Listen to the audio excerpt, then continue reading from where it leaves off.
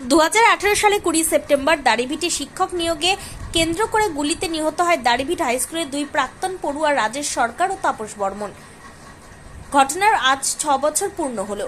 এই ঘটনার পর থেকে আজকের দিনে পশ্চিমবঙ্গ জুড়ে বাংলা ভাষা দিবস উদযাপন করে এবিভিপি। এদিন এবিভিপির তরফে মিছিল করে স্মরণসভা অনুষ্ঠিত হয়।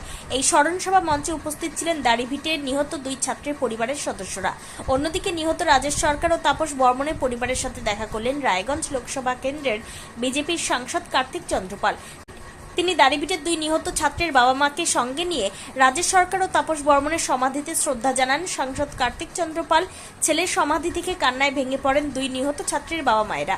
যদিও কেন্দ্রীয় সরকারের ওপর পরিবারের আস্থা রয়েছে, তারা একদিন এই ঘটনার সুবিচার পাবেন বলে জানিয়েছেন নিহত তাপস বর্মনের মা মঞ্জু বর্মন। অন্যদিকে পরিবারের পাশে থাকার আশ্বাস দেন সাংসদ কার্তিক চন্দ্রপাল। বিচার পেল না শহীদ পরিবার, কি বলবেন?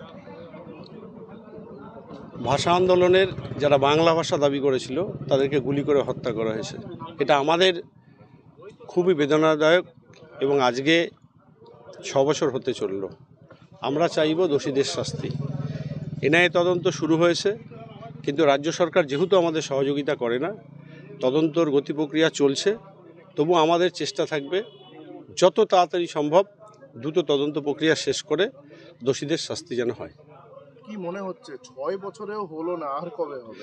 না, 6 বছরে হলো না, সেটা সম্পূর্ণ রাজ্য সরকারের পুরোপুরি আমাদের সাথে, বিশেষ করে যারা তদন্ত আধিকারিক আছে তাদের সাথে কোনো সহযোগিতা করেনি। তারপর লাস্ট আপনার প্রায় 1 বছরের বেশি হলো এনআইএ তদন্ত শুরু হয়েছে। তদন্তের মধ্যেই অনেকবার এসছে, তারা ইনকোয়ারিতে মানুষের সাথে কথা বলছে। তবুও আমাদের চেষ্টা থাকবে যত তাড়াতাড়ি সম্ভব যেন শহীদ পরিবার বিচার পায়। বলছি, আপনাদের পক্ষ থেকে কোনো কর্মসূচি ছিল কি আজকে, নাকি এবিভিপির সঙ্গেই পা মিলিয়েছে? না না না, সম্পূর্ণ আলাদাভাবেই আমরা এসেছি। এবং আমরা যেহেতু আজকে আমাদের ভাষা শহীদ দিবস, বাংলা ভাষা শহীদ দিবস, এবং এখানে আমাদের রাজেশ তাপসের পরিবার যেমন রয়েছে, ঠিক তেমনি আরও এক পরিবার রয়েছে। ভগবানের আশীর্বাদে তার গুলি লাগার পরেও তিনিও বাংলা ভাষা আন্দোলনে ছিলেন। তিনি বিপ্লব সুস্থ আছেন এখন, এবং আমরা চাইব যে দুটো পরিবার বিচার পাক। সম্পূর্ণ আলাদা, কিন্তু ওদের একটা র্যালি হচ্ছিল, আমরাও শহীদ পরিবারের সাথে আসছিলাম, সেটাই ওদের সাথে। এমনি একসাথে কোনো প্রোগ্রাম ছিল না আমাদের। ঠিক আছে, খারাপ 6 বছর হলো সন্তান হারিয়েছে, তারপরেও বলছি এখনো কি বিচারের আশা করেন? 6 বছর হয়ে গেল। হ্যাঁ, আমরা এখনো আশাবাদী কোর্টের উপর। কোর্ট যেহেতু 6 বছরে আমাদের এনআই তদন্ত দিয়েছে, এবার এনআই তদন্ত করে আমাদের বিচার পাইয়ে দিবে, এই আশায় আছি আমরা। বর্তমান রাজ্য সরকার কিভাবে পাশে দাঁড়িয়েছে পাশে? না, রাজ্য সরকার আমাদের পাশে আগেও ছিল না, এখনো নেই। 6 বছর অতিক্রান্ত হলো, তাদের ভূমিকা কি, কতদূর কি করেছে? এনআই অনেকটাই এগিয়েছে না, 1 বছরে। আমি রাজ্য সরকারের কথা বলছি। না, রাজ্য সরকার আমাদের কোনো সাহায্য করেনি। তাহলে কারা সাহায্য করলো? আমাদের মোদী সরকার করছে, কোর্ট করছে, কোর্ট থেকে আমাদের সব কিছু। বলছি যে ওই দেবশ্রী চৌধুরী তো গতবার এই দাড়িভিট ইস্যুকে নিয়েই ভোট বৈতরণী পার করেছিলেন, তিনি খোঁজ খবর নেন? হ্যাঁ হ্যাঁ, এই তো 3 দিন আগে ফোন করেছে যে দিদি 20 সেপ্টেম্বর উনি কাজের একটু ঝামেলা আছে, আসতে পারেনি। তো তার পরিবর্তন আমাদের এখন কার্তিক বাবু, উনি এসেছে, উনি আমাদের খোঁজ খবর নিয়েছে। আর এদের আশায় আমরা এখন আছি যে রাজেশ তাপসের বিচার পাবো। আজকে কার্তিক বাবু আমাদেরকে ভরসা দিয়েছে যে আমি রাজেশ তাপসের বিচার পাইয়ে দিব। তাই আমরা ওনার কথার উপর নির্ভর করে আছি।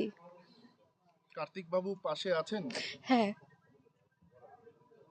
আচ্ছা, বলছি যে এই যে এনআইএ তদন্ত হচ্ছে, কতদূর কি এগোলো? আপনাদের কাছে আসে এনআইএ খোঁজ খবর নিতে? এই 1 মাসের মতো হলো আসে না, কিন্তু ফোন করে যোগাযোগ করে। ঠিকঠাক এগোচ্ছে মনে হচ্ছে তদন্ত? হ্যাঁ, আগাচ্ছে। বলছি, আজকে আপনাদের কি কি আছে প্রোগ্রাম, এবং কি বিষয় যদি একটু বলেন?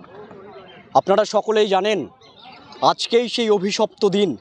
ঠিক আজকের দিনে আজ থেকে 5 বছর আগে 2018 সালে এই দাড়িভিট স্কুল একটা সম্পন্ন 100% বাংলা মাধ্যম স্কুল, সেখানে জোর করে উর্দু চাপিয়ে দেওয়ার যে চেষ্টা, সেই চেষ্টার বিরুদ্ধে অখিল ভারতীয় বিদ্যার্থী পরিষদের 2 কার্যকর্তা রাজেশ এবং তাপস তারা লড়াই করে, এবং পুলিশ অনৈতিকভাবে তাদের সেই লড়াইয়ে, তাদের সেই আন্দোলনে গুলি চালায় এবং পুলিশের গুলিতে আমাদের দুই ভাই রাজেশ এবং তাপস তারা শহীদ হয়।